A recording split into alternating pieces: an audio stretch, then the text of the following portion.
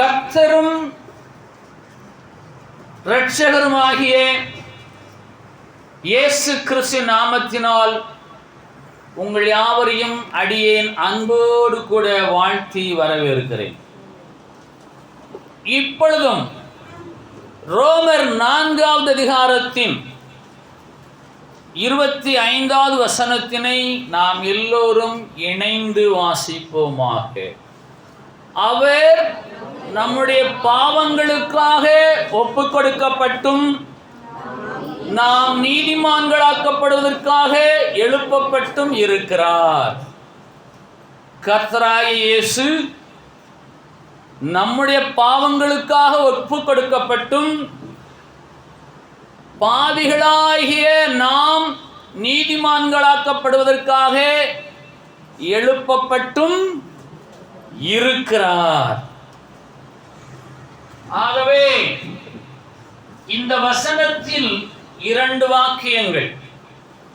முதல் வாக்கியம் நம்முடைய பாவங்களுக்காக ஒப்பு கொடுக்கப்பட்டார். 2வது வாக்கியம் நாம் நீதிமான்களாக்கப்படுவதற்காக எழுப்பப்பட்டு இருக்கிறார்.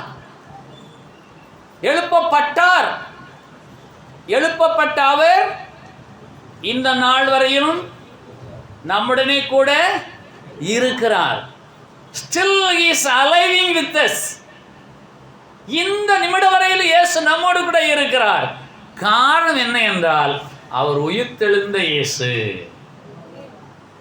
இந்த பூமியிலே அடக்கம் பண்ணப்பட்டவர்களெல்லாம் மண்ணோடு மண்ணாக மக்கி போனார்கள். அவருடைய கல்லறையிலே அதற்குரிய மச்சங்கள் இருக்கிறது. ஆனால் இயேசு கிறிஸ்துடைய கல்லறை இன்றைக்கும் திறந்த வண்ணமாக வெற்றிடமாக இருக்கிறது. ஏனென்றால் அவர் உயிர்த்தெழுந்தார். அவர் கல்லறையிலே இல்லை. அவர் நம்முடைய பாவங்களுக்காக ஒப்பு கொடுக்கப்பட்டார். ரோமர் 4வது அதிகாரத்தின் 25வது வசனத்தின் முதல் வாக்கியம். அவரை சிலுவையிலே அறைந்தார்கள் என்று நாம் வழக்கச் சொல்லாக பேசி வருகிறோம். இயேசுவை சிலுவையிலே அறைந்தார்கள், அவரை ஆணி அடித்து கொலை செய்தார்கள் என்றெல்லாம் நாம் வழக்கச் சொல்லாக சொல்லி வருகிறோம். ஆனால் இங்கே முதல் வாக்கியம் என்ன சொல்லுகிறது? நம்முடைய பாவங்களுக்காக அவர் ஒப்பு கொடுக்கப்பட்டார். யாராலே ஒப்பு கொடுக்கப்பட்டார்? பிதாவாகிய தேவனாலே குமாரனாகிய இயேசு நம்முடைய பாவங்களுக்கு மரிக்கும்படியாக ஒப்பு கொடுக்கப்பட்டார். ஒப்பு கொடுக்கப்பட்ட அவரும் தம்மைத்தாமே ஒப்பு கொடுத்தார். அன்னாள் என்ற ஒரு பரிசுத்தவாட்டி தன்னுடைய பிள்ளையாகிய சாமுவேலை கர்த்தருக்கென்று ஒப்பு கொடுத்தார். அன்னாள் ஒப்பு கொடுத்த அந்த சாமுவேல் தம்மைத்தாமே ஒப்பு கொடுத்தார். நீங்கள் உங்கள் பிள்ளைகளை அழைத்து பள்ளிக்கு சென்று கல்வி கற்று தேரட்டும் என்று சொல்லி நீங்கள் கல்வி சாலைக்கு ஒப்பு கொடுப்பீர்கள். ஆனால் அந்த பிள்ளைகள் தங்களை தாங்களே ஒப்பு கொடுத்து அந்த கல்வி சாலையில கற்று தேர்ந்தால்தான் ஆசீர்வாதம் உண்டாகும். அதுபோல நம்முடைய பாவங்களுக்காக பிதாவாகிய தேவன் தம்முடைய குமாரனாகிய இயேசுவை ஒப்பு கொடுத்தார். ஒப்பு கொடுக்கப்பட்ட இயேசுவும் தம்மைத்தாமே ஒப்பு கொடுத்தார். கலாத்தியர் 1வது அதிகாரத்தின் 4வது வசனத்தின் மைய பகுதியிலே வாசிக்கிறோம். நம்முடைய பிதாவாகிய தேவனுடைய சித்தத்தின்படியே நம்முடைய பாவங்களுக்காக இயேசு கிறிஸ்து தம்மைத்தாமே ஒப்பு கொடுத்தார்.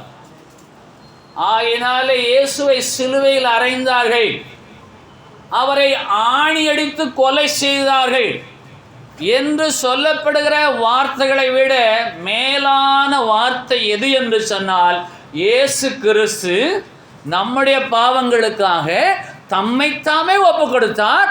ஆகவே நமக்கு பாவ மன்னிப்பு உண்டானது. அவரை கட்டாயப்படுத்தி யாரும் சிலுவையிலே அடிக்கவில்லை. அவராகவே மனமு வந்து தம்மைத்தாமே ஒப்பு கொடுத்தபடினாலே தான் அவர் சிலுவையில் அடிக்கப்பட்டார். லூக்கா 4வது அதிகாரத்தின் 29வது வசனம், புதிய ஏற்பாட்டில் 83வது பக்கம். செங்குத்தான மலையின் சிகரத்திலிருந்து அவரை தலைகீழாய் தள்ளிவிடும்படிக்கு அவ்விடத்திற்கு கொண்டு போனார்கள். எல்லோரும் கருத்தாய் வாசியுங்கள். செங்குத்தான மலையின் சிகரத்திலிருந்து அவரை தலைகீழாய் தள்ளிவிடும்படிக்கு அவ்விடத்துக்கு கொண்டு போனார்கள். 30வது வசனம், அவரோ அவர்கள் நடுவில் நின்று கடந்து போய்விட்டார். செங்குத்தான மலையின் சிகரத்திலிருந்து அவரை தலைகீழாய் தள்ளிவிடும்படியாக ஒரு கூட்டத்தார் கொண்டு போனார்கள். அவரோ அவர்கள் மத்தியில் இருந்து என்னானார்? மறைந்து போனார், கடந்து போனார், காணாமல் போனார். அதுபோல இயேசுவை சிலுவையிலே அடிக்கும் பொழுது அவர் கடந்து போக முடியுமே? ஏன் கடந்து போகவில்லை? ஏன் மறைந்து போகவில்லை என்றால் அவர் தம்மைத்தாமே ஒப்பு கொடுத்தார். அவர் தம்மைத்தாமே ஒப்பு கொடுத்தபடினாலே தான் போர் சேவர்களால் அவரை சிலுவையிலே அடிக்க முடிந்தது, அறைய முடிந்தது. ஆகவே அந்த உயர்ந்த மலையின் சிகரத்தில் இருந்து அவர் மறைந்து போனதைப் போல சிலுவையின் அருகிலே வந்து அவர் மறைந்து போகவில்லை, கடந்து போகவில்லை. யோவான் 8வது அதிகாரம் 59வது வசனம், புதிய ஏற்பாட்டிலே 139வது பக்கம். அவர் மேல் எரியும்படி கல்லுகளை எடுத்துக்கொண்டார்கள். இது தேவாலயத்திலே அவர் பிரசங்கிக்கையிலே நடந்த சரித்திரம். இயேசு கிறிஸ்துவின் மேல் கல்லுகளை எரியும்படி அந்த கூட்டத்தார் கல்லுகளை எடுத்துக்கொண்டார்கள். இயேசு அந்த நேரத்திலே மறைந்து அவர் நடுவே கடந்து தேவாலயத்தோட்டு போனார். பிரசங்க படத்திலிருந்து இயேசு பிரசங்கித்துக் கொண்டிருக்கிறார். அவருடைய பிரசங்கத்தை ஏற்றுக்கொள்ள மனமில்லாத யூதர்கள் எல்லோரும் கைகளிலே கல்லுகளை எடுத்துக்கொண்டு அவர் எரியும்படியாய் தயாராக இருக்கிற நிலையிலே இயேசு பிரசங்க படத்திலே இருந்து மறைந்து தேவாலயத்தின் நடுவிலே கடந்து நடந்து கடந்து தேவாலயத்திட்டு வெளியே போனார். ஆனால் சிலுவையின் அருகே அவர் தம்மைத்தாமே ஒப்பு கொடுத்தார். அங்கே அவர் கடந்து நடந்து மறைந்து போகவில்லை. அதுபோலவே லூக்கா 24வது அதிகாரத்தின் 31வது வசனம், புதிய ஏற்பாட்டில் 123, எம்மாவூர் சீஷர்கள் இயேசுவின் மரணத்தை குறித்து பேசிக்கொண்டு கால்நடையாய் போகும்போது இயேசுவும் அவர்களோடு கூட கடந்து நடந்து சென்றார். சென்ற அவர் அவரோடு கூட பந்தி இருக்கையிலே அப்பத்தை பிட்டு அவள் கையிலே கொடுத்தார். அப்பொழுது அவருடைய கண்கள் திறக்கப்பட்டு அவர்கள் அறிந்தார்கள், இவர்தான் இயேசு உயிர்த்தெழுந்தார் என்று. உடனே அவர் அவர்களுக்கு மறைந்து போனார். இந்த 3 வசனங்களையும் நீங்கள் உங்கள் வேத வாசிப்பு நேரத்தில் தியானித்து பாருங்கள். கடந்து போனவர், மறைந்து போனவர், அவர்களை விட்டு நடந்து போனவர், சிலுவையின் அருகாக கடந்து போகவும் இல்லை, மறைந்து போகவும் இல்லை, நடந்து போகவும் இல்லை, காணப்படாமல் போகவும் இல்லை. மாறாக பிதாவாகிய தேவனுடைய சித்தத்தின்படியே நம்முடைய பாவங்களுக்காக இயேசு கிறிஸ்து தம்மை தாமே சிலுவையிலே ஒப்பு கொடுத்தார். ரோமன் 4வது அதிகாரத்து 25வது வசனம் கடந்த வெள்ளிக்கிழமையிலே நிறைவேறினது. இயேசு நம்முடைய பாவங்களுக்காக ஒப்பு கொடுத்த நாள் கடந்த வெள்ளிக்கிழமை. இன்றைக்கு நாம் நீதிமான்களாக்கப்படுவதற்காக எழுப்பப்பட்ட ஞாயிற்றுக்கிழமை. வெள்ளிக்கிழமை அவர் நம்முடைய பாவங்களுக்காக தம்மைத்தாமே ஒப்பு கொடுத்தார். பாவிகளாகிய நாம் அவருடைய இரத்தத்தினால சுத்திகரிக்கப்பட்டு நீதிமான்களாக்கப்படும்படிக்கு இன்றைக்கு அவர் எழுப்பப்பட்டு இருக்கிறார்.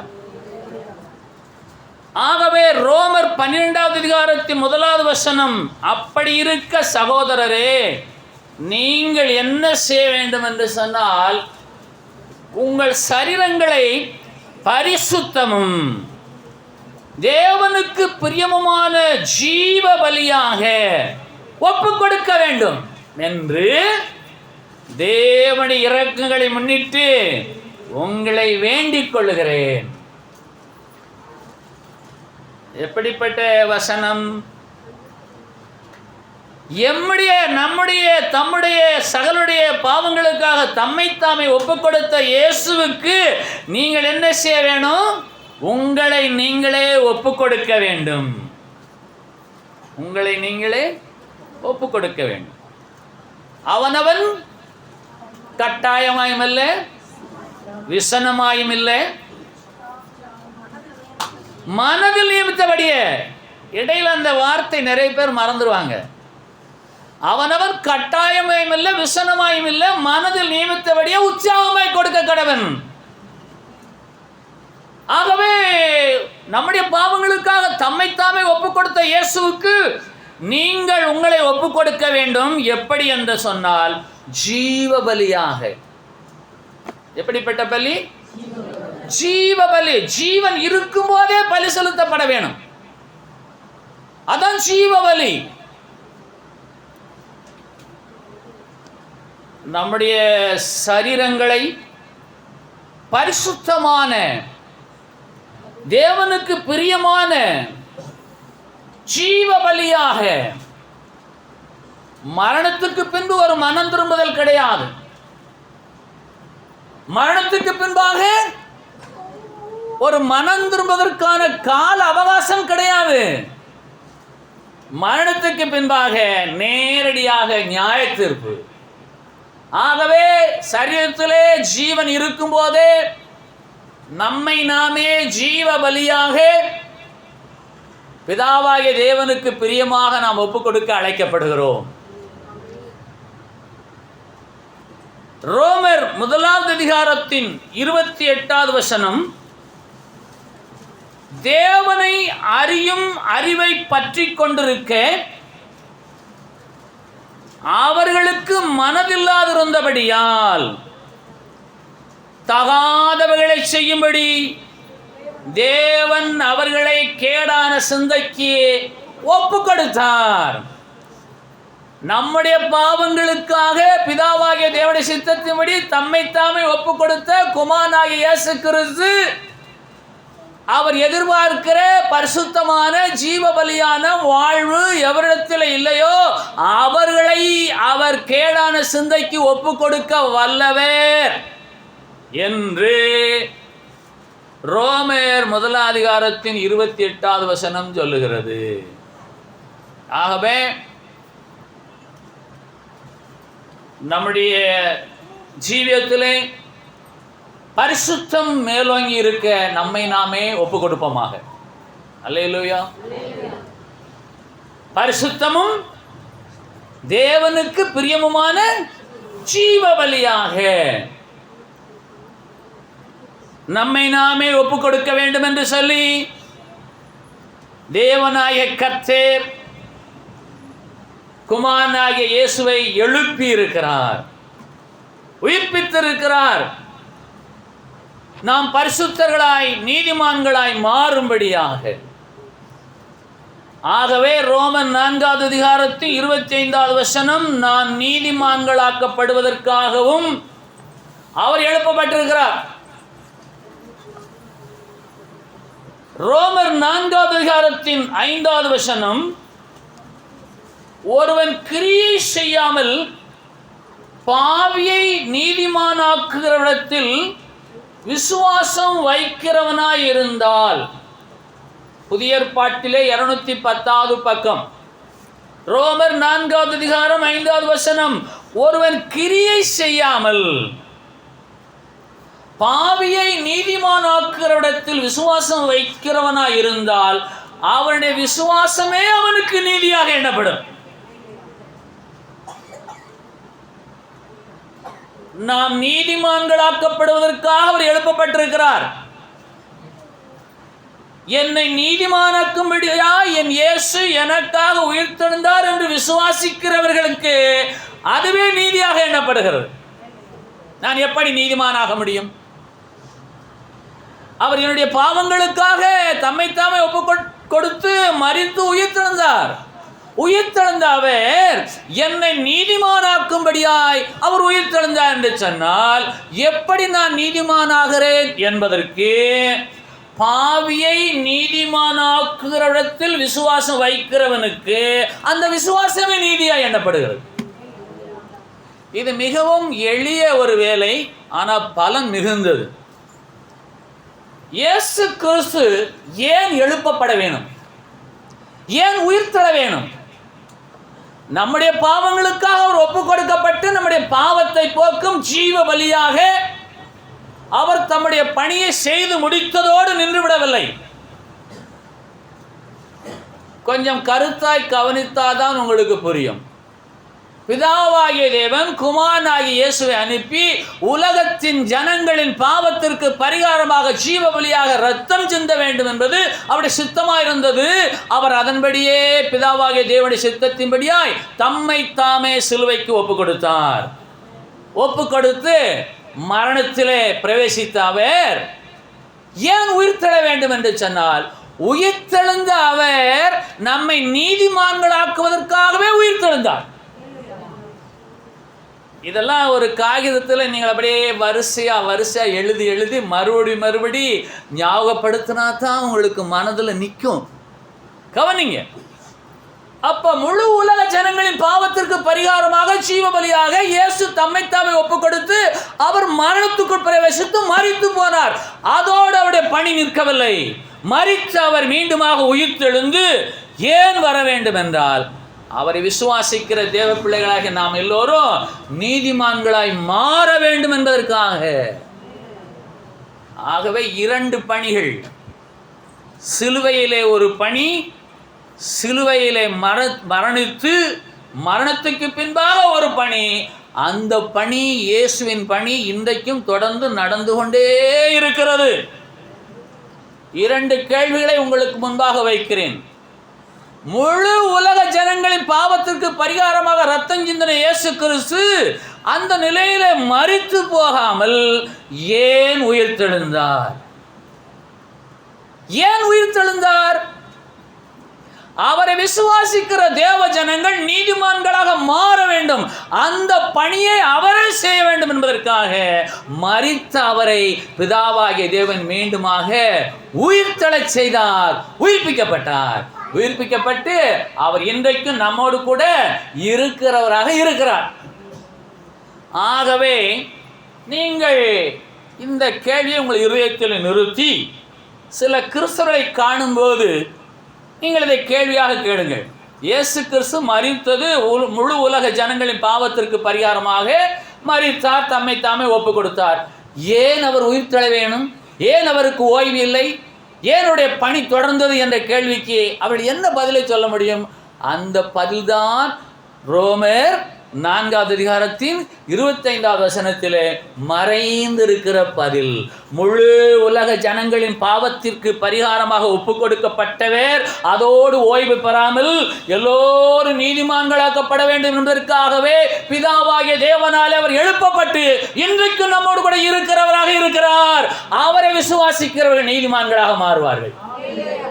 சரியா? அப்ப பாவங்கள் எல்லாம் போய்விட்டதே. பாவத்திற்கு பரிகாரமாக அவர் ரத்தம் சிந்தி என் பாவங்களை எல்லாம் நீக்கிவிட்டாரே. நான் பரிசுத்தனாகி விட்டேனே, எனக்கு மீண்டும் இயேசு தேவையா என்று கேட்பமையானால் இந்த பாவ உலகத்திலே பரிசுத்தன் என்று சொல்லி ஒருவனும் இல்லை. இயேசு கிறிஸ்து என்னுடைய பாவங்களுக்காக சிலுவையிலே மரித்தார். அதனால் என்னுடைய பாவங்கள் எல்லாம் போனது. இயேசுவின் ரத்தத்தினால் நான் சுத்திகரிக்கப்பட்டேன். மீண்டும் ஏன் எனக்கு பாவங்கள் வரும் என்று சொன்னால், வேதம் சொல்லுகிறது உபாகமம் 15:9 ஏழை சகோதரனுக்கு கொடாமல் மறுப்பது பாவம். உபாகமம் 15:9 ஏழை சகோதரனுக்கு கொடாமல் மறுப்பது பாவம். உபாகமம் 24:15 வேலைக்காரன் கூலியை தாமதப்படுத்துவது பாவம். உபாகமம் 24:15 வேலைக்காரன் கூலியை தாமதப்படுத்துவது பாவம். நீதிமொழிகள் 24:9 தீய நோக்கம் பாவம். நீதிமொழிகள் 24:9 தீய நோக்கம் பாவம். ரோமர் 14:23 விசுவாசத்தினால் வராத யாவும் பாவம். ரோமர் 14:23 விசுவாசத்தினால் வராத யாவும் பாவம். யாக்கோபு 4:17 நன்மை செய்ய அறிந்தவனாயிருந்தும் அதை செய்யாமல் போனால் அது அவனுக்கு பாவம்.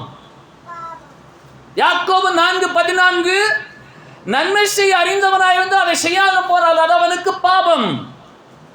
1 யோவான் 5:17 அநீதி எல்லாம் பாவம்.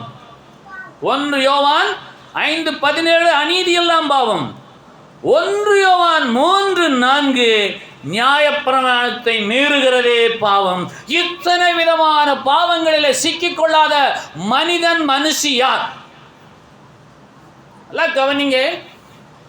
உங்களிடத்தில் ஒரு கூலிக்காரர் வேலை செய்கிறார். அவர் கேட்கும் கூலியை நீங்கள் தாமதப்படுத்தினால் நீங்கள் பாவி. வேதம் சொல்லுகிறது. நீங்கள் என்ன செய்ய வேணும்? என் பாவம் போக்கும் பலியாக இயேசு எனக்காக மரித்தார். மரித்தவர் என்னை நீதிமானாக்கும்படியாக மீண்டுமாய் எழுப்பப்பட்டு என்னுடனே கூட இருக்கிறார். நான் பாவம் செய்யாதபடிக்கு இயேசு என்னோடு கூட இருக்கிற விசுவாசத்தின் அடிப்படையிலே கூலிக்காரனுடைய கூலியை தாமதப்படுத்தாமல் நான் கொடுக்கும்படியாக இயேசு என் அருகே இருந்து என்னை பார்த்து கொண்டிருக்கிறார். நீ பாவியாகி போகக்கூடாது, நீ நீதிமானாக மாற வேண்டும். யாருக்கெல்லாம் புரிகிறது? ஆகவே இந்த சில பேர் கூர்க்கா 20 ரூபாய்க்கு நிற்பார். கூர்க்கா வந்தாங்கன்னா 20 ரூபா, அந்த 20 ரூபாயை கொடுக்க இவங்க தாமதப்படுத்துவாங்க. ஆனால் கர்த்தராகிய இயேசு உங்கள் அருகிலே நிற்கிறார். அவருடைய கூலியை நீ கொடுக்க தாமதப்படுத்தி பாவம் செய்யாதே. ஆவியான கடவுளாகிய நான் உடைய இருதயத்தில் பேசுகிறேன். துரிதமாக அவனுடைய கூலி அவனுக்கு கொடு. நீ நீதிமானாக மாற வேண்டும். அதற்காக நான் விரும்பிக்கப்பட்டேன். நல்ல சொல்லியிருக்கணும். ஏன்னா உங்களுக்கெல்லாம் உயிர் கிடையாது, உயிரே கிடையாது. உங்களுக்கு நல்லா தெரியும். உயிர் இருக்கா? புரியுதா? மரித்தவர் அதோடு ஓய்வு பெறவில்லை. மரித்தவர் உயிர்ப்பிக்கப்பட்டார். எதற்காக? எவருடைய பாவங்களை எல்லாம் போக்கும் பலியாக நான் ரத்தம் சிந்தி அவர்களை பரிசுத்தப்படுத்தினேனோ அவன் உலக வாழ்விலே மீண்டும் பாவியாய் மாறி போவான். அதற்கு வாய்ப்பு அதிகமாக இருக்கிறது.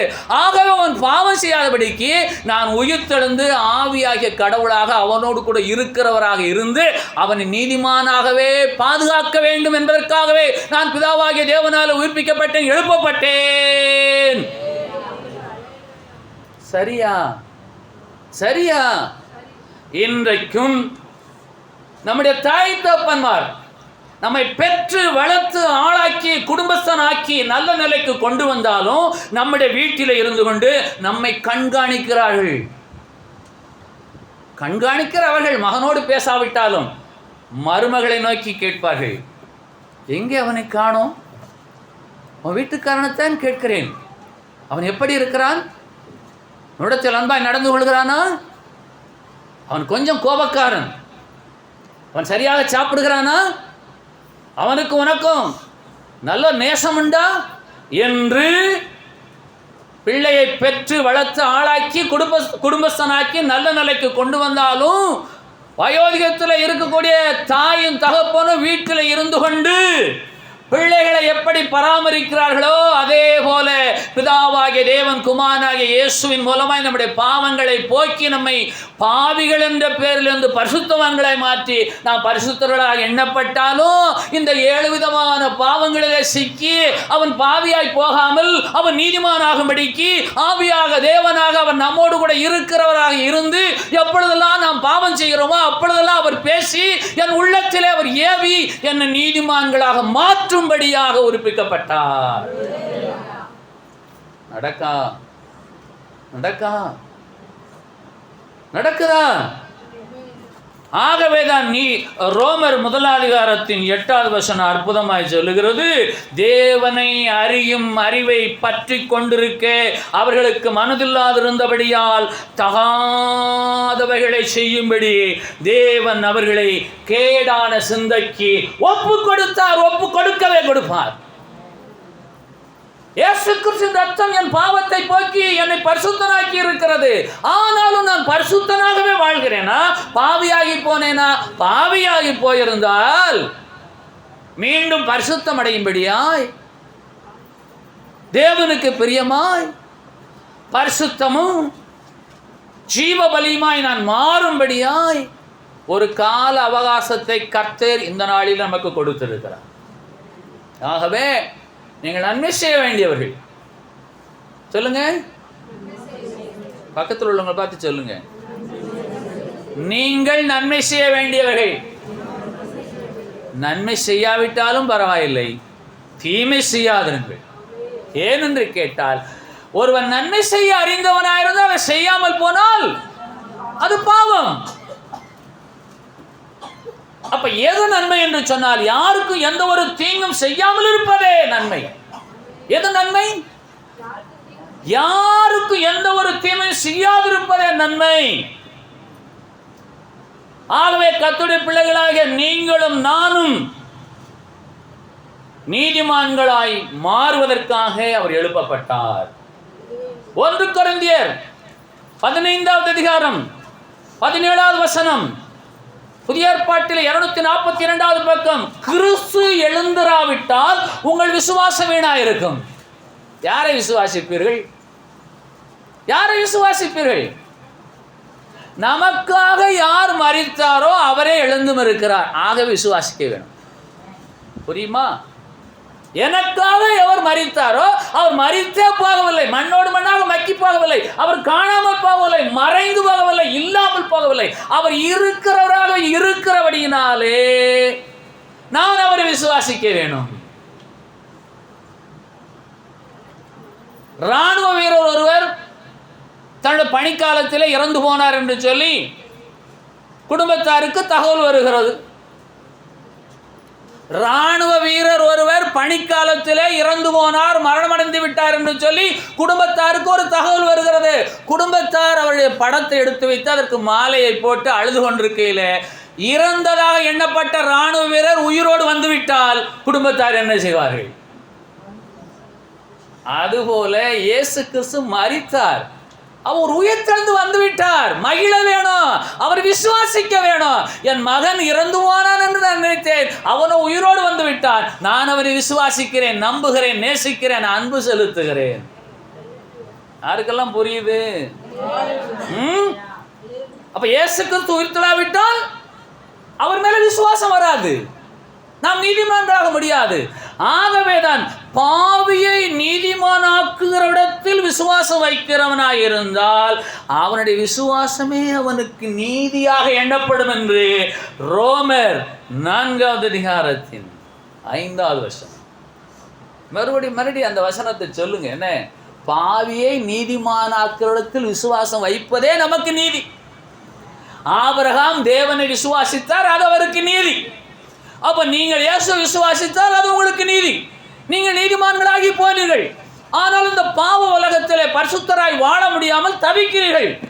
நீங்கள் தொடர்ந்து இந்த பாவ உலகத்திலே பரிசுத்தராய் வாழும்படிக்கு ஆவியாகிய கடவுள் உங்களுக்குள்ளாக இருந்து அநீதிக்கும் அக்கிரமங்களுக்கும் பாவங்களுக்கும் விலக்கி காத்து உங்களை நீதிமான்களாக ஆசீர்வதிக்கிறார்.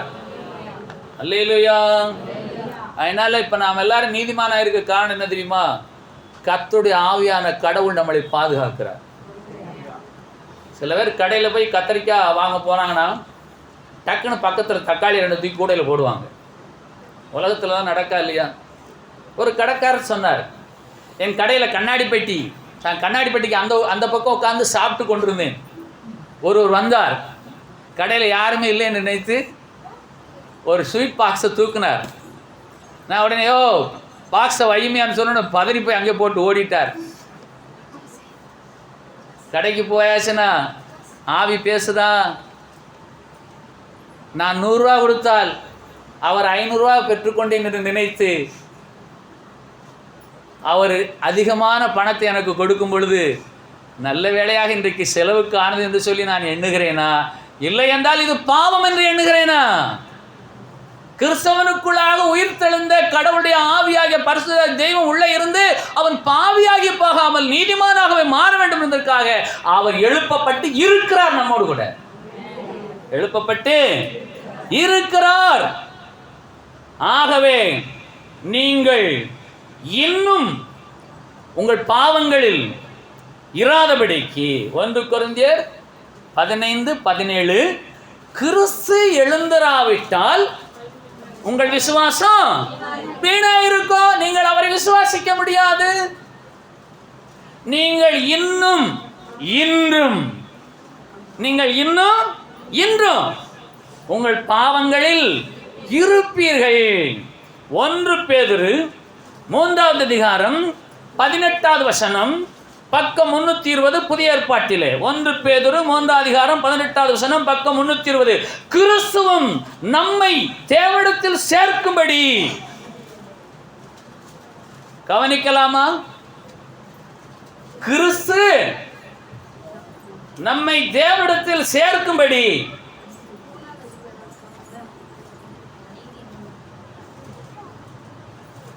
எல்லாம் தேவனிடத்தில் சேர்ந்தாச்சா?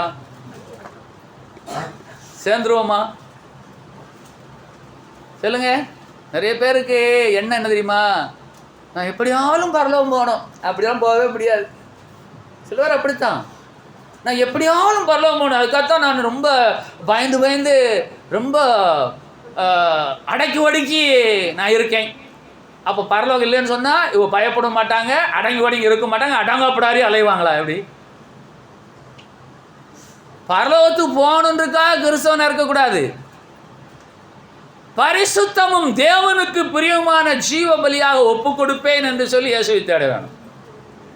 எப்படி கேளுங்கள், நான் பரிசுத்தராகையால், மிச்சத்தை சொல்ல போறீங்களா இல்லையா? என்ன சொல்றீங்களாக்கும்? எப்படி? அப்ப கிறிஸ்தவத்தின் கோட்பாடு என்ன, மையப்பொருள் என்ன, கருப்பொருள் என்ன? இயேசு பரிசுத்தர், பாவிகள் மத்தியிலே வாழ்ந்த பரிசுத்தர். அதுபோல நீங்கள் பாவிகள் மத்தியில் வாழ்கிற பரிசுத்தராக இருந்தால் பரிசுத்தர் எங்கே இருக்கிறார் அங்கே நீங்கள் இருப்பீர்கள். நீங்கள் எங்கே இருக்கிறோம் அங்கே பரிசுத்தர் இருப்பார். நீங்கள் நித்திய காலமாய் பரிசுத்தரோடு இருப்பீர்கள். அப்ப பரிசுத்தர் எங்கே இருப்பார்? பரலோகத்தில் இருப்பார். அவர் பரலோகத்தில் இருக்கும்போது நீங்களும் பரலோகத்துக்கு போய்விடுவீர்கள். என்றால் இன்றைக்கு என்னிடத்தில் பாவமே இல்லை என்று இயேசுவை போல யாரும் சொல்ல முடியுமோ?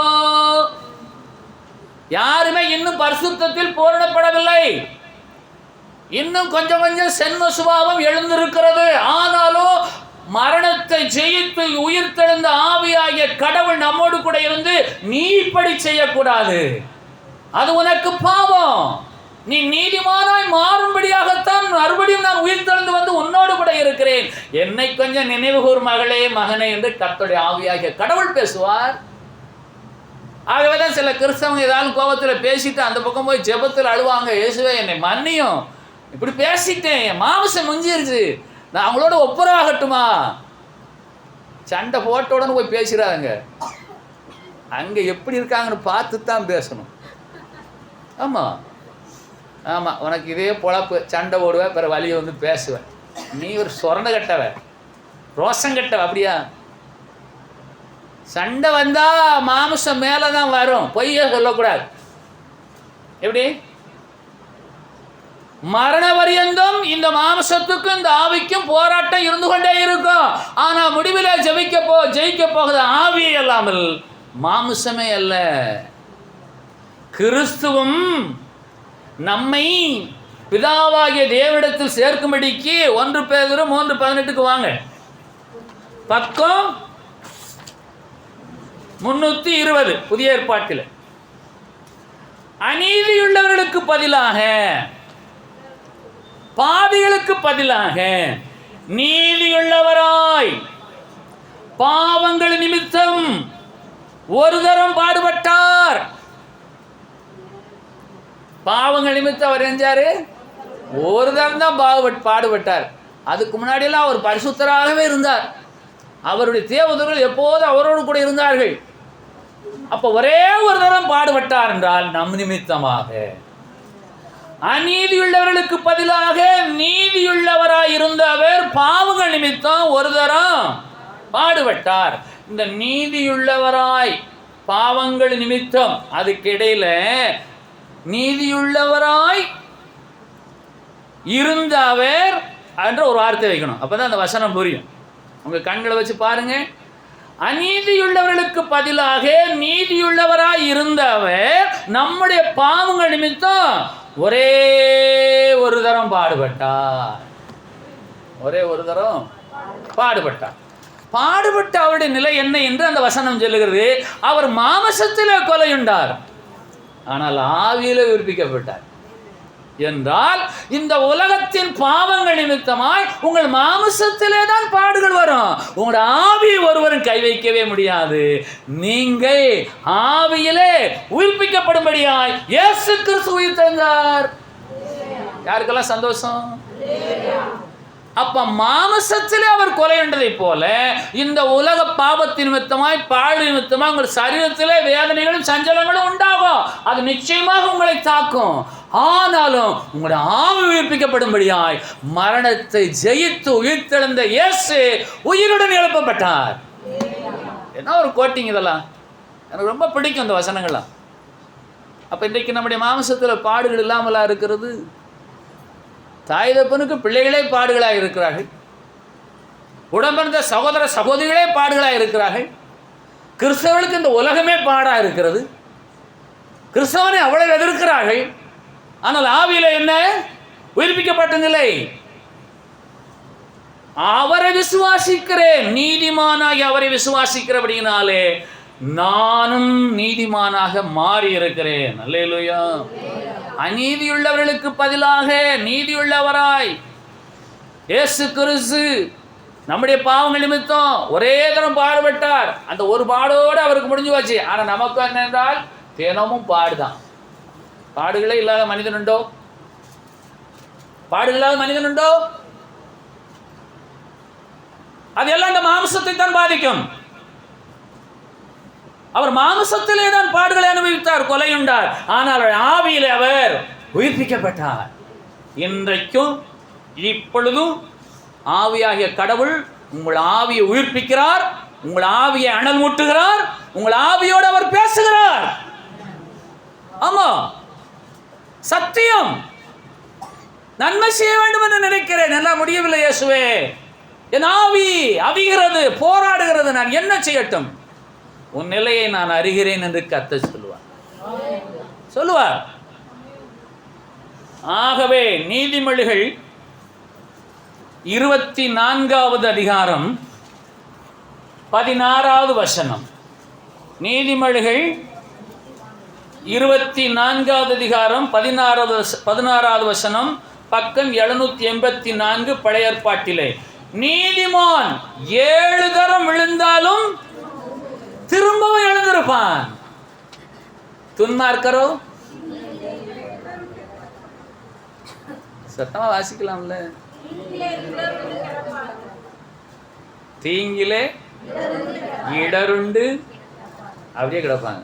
அப்ப நீங்க நீதிமானா இருந்தால் சரீரத்திலே கொலையுண்டு பாடுகளை அனுபவிப்பீர்கள். நீதிமானா இருந்தால் நீங்கள் ஆவியிலே உயிர்ப்பிக்கப்படுவீர்கள். நீங்கள் விழுந்தாலும் எழுந்திருப்பீர்கள். நீதிமான். நீங்கள் நீதிமான்கள். நீங்கள் நீதிமான்களாக்கப்படுவதற்காக அவர் எழுப்பப்பட்டார். பாவியை நீதிமானாக்கிடத்தில் விசுவாசம் வைக்கிற நீங்கள் நீதிமான்கள். அதுவே உங்களுக்கு நீதியாக எண்ணப்படுகிறது. ஆகவே நீதிமானாகிய நீங்கள் 7 தரம் 70 தரம் 700 தரம் 7000 தரம் விழுந்தாலும் நீங்கள் மீண்டும் எழுந்திருப்பீர்கள். ஏனென்று கேட்டால் நீதிபரராகி இயேசு மரித்து உயிர்த்து எழுந்தார். ஒரே ஒரு தரம் பாவத்தை சுமந்தார். அவர் மாம்சத்திலே கொலையுண்டார், ஆவியில் உயிர்ப்பிக்கப்பட்டார். நமக்கோ தினமும் கொலைதான். மாம்சத்தில் வஞ்சொற்கள், கடுஞ்சொற்கள், வேதனைப்படுத்தக்கூடிய சொற்கள், குடும்ப பாரங்கள், அரசியல் சூழ்ச்சிகள், இயற்கை பேரிடர்கள், சமுதாய நெருக்கங்கள், விலைவாசி உயர்வு, எதிர்காலத்தை குறித்த கவலை, வியாதி, விபத்து, எல்லாமே பாடுகள். எல்லாமே பாடுகள். ஆனால் நீங்கள் வேதம் என்ன சொல்லுகிறது? நீங்க நீதிமானா இருந்தால், if you are a righteous person, you will not fallen down, you will risen from the death, you will be risen from the death if you are a righteous person. யார் நீதிமான்? பாவிகளை நீதிமானாக்குறவனிடத்தில் விசுவாசம் வைக்கிறவனே நீதிமான். யார் பாவியை நீதிமானாக்குகிறவர்? இயேசு ஒருவர் மாத்திரமே. நான் பாவத்தில் விழாதபடிக்கு என்னை பாதுகாக்கிறவர் இயேசு ஒருவர் மாத்திரமே நீதிமான். ஆகவே நீங்கள் நீதிமான்களா என்று முதலாவது நீங்கள் உங்களுக்கு நீங்களே ஒரு கேள்வியை கேட்டு பாருங்கள்.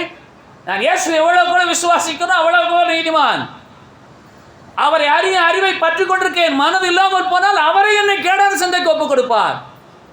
எனக்காக பாவம் போக்கும் பலியாக தம்மை தாமே ஒப்புக் கொடுத்த இயேசுவே என்னையே கேடான சந்தைக்கு ஒப்புக் கொடுக்க வல்லவராகவும் இருக்கிறார். மறந்து போகக்கூடாது. ரோமர் 1:28. ஆகவே உங்கள் மனம் இன்றைக்கு என்ன செய்ய வேணும்? இயேசுவே நான் உண்மையை விசுவாசிக்கிறேன். இந்த பாவ உலகம் பரிசுத்தனாய் வாழ முடியவில்லை. நான் மேலும் மேலும் உண்மையை நம்பி பார்க்கிறேன், உண்மையை நோக்கி பார்க்கிறேன், உண்மையை விசுவாசிக்கிறேன், எனக்கு உதவி செய்யும் என்று சொன்னால் அவர் உங்களை நீதிமானாக்க வல்லவராய் இருக்கிறார்.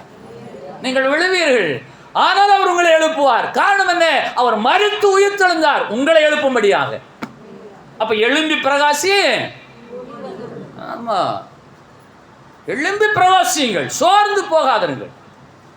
இந்த நீதிமான் என்ற வார்த்தை தமிழ் மொழிபெயர்ப்பிலே 238 முதல் 300 தடவைகள் இருக்கிறது. நீதிமான் என்ற வார்த்தை தமிழ் வேதாகமத்திலே 238 முதல் 300 இடங்களிலே இருக்கிறது. ஆங்கில வேதாகமத்திலே ரைச்சஸ் என்று சில வார்த்தைகளும் ரைச்சஸ்லி என்று பல வார்த்தைகளும் இருக்கிறது. ரைச்சஸ் என்றால் நீதிமான், நீதிமானாகிய, இவைகளெல்லாம் மொழிபெயர்க்கும் போது ஆங்கில வேதாகமத்தில் 500 நீதிமான்களை குறித்தான வார்த்தைகள் இருக்கிறது.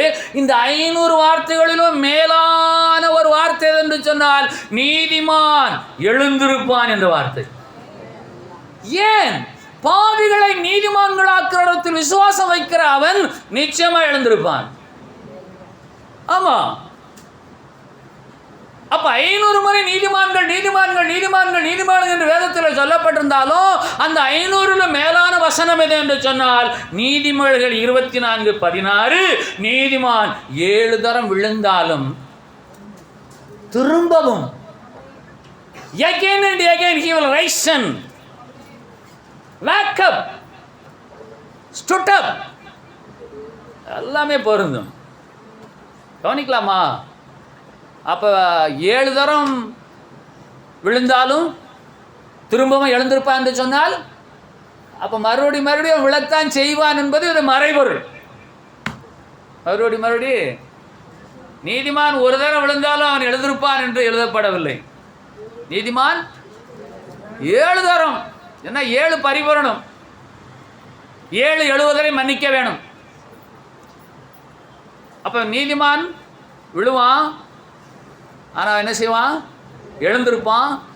காரணம் என்ன என்று கேட்டால் பாவிகளை நீதிமான்கள் ஆக்குகிற இடத்தில் அவன் விசுவாசம் வைத்திருக்கிறபடினாலே அவன் எழுந்திருப்பான். அப்போ இந்த உலக வாழ்க்கையில் சில விழுதல், சில தடுக்குதல், சில தவறுதல் எல்லாம் வரும். விழுந்தாலும் என்ன செய்வீங்க? இயேசுவே என்று சொல்லி அவரை அழைப்பீர்கள், அவர் உங்களை எழுப்புவார். அப்படி உங்களை எழுப்பும்படியாக அவர் உயிர்த்தெழுந்திருக்கிறார். அல்லேலூயா. 1 கொரிந்தியர் 6:14 புதிய ஏற்பாட்டில் 231 பக்கம். 1 கொரிந்தியர் 6:14 புதிய ஏற்பாட்டில் 231 பக்கம். தேவன் கர்த்தரை எழுப்பினாரே. எல்லாரும் சொல்லுங்க. பிதாவாகிய தேவன் குமாரனாகிய இயேசுவை எழுப்பினாரே, நம்மையும் தமது வல்லமையினாலே எழுப்புவார். இந்த விசுவாசமே உங்களுக்கு நீதியாக எண்ணப்படும். கண்ணு வச்சு பார்த்தாச்சா வசனத்தை? அவர் எழுப்பினது யாரு? பிதாவாகிய தேவனே கிறிஸ்துவாகிய இயேசுவை எழுப்பினாரே. ஆமா, எழுப்பினாரே. எங்க சொல்லுங்க எல்லாரும். தேவன் கர்த்தரை எழுப்பினாரே. நம்மையும் தமது வல்லமையினால் எழுப்புவார். அவரே கொல்லுகிறவர் உயிர்ப்பிக்கிறவருமாய் இருக்கிறார். அண்ணாள் என்ன சொல்றாங்க தெரியுமா? அவரே கொல்லுகிறவரும் அவரே உயிர்ப்பிக்கிறவருமாய் இருக்கிறார். அண்ணாளை தேவன் கடாட்சி தருளினார். அண்ணாள் தேவனை ருசித்தபடினாலே அவர் சொல்லுகிறார்கள், அவரால் கூடாத காரியம் என்று ஒன்றுமே இல்லை. அவரே கொல்லுகிறவரும் அவரை உயிர்ப்பிக்கிறவரும். தேவன் கர்த்தரை எழுப்பினாரே, அதே போல நம்மையும் தமது வல்லமையினாலே எழுப்புவார் என்ற விசுவாசமே உங்களுக்கு நீதியாக எண்ணப்படுகிறது. எல்லாருமே முழங்கால் படிடு.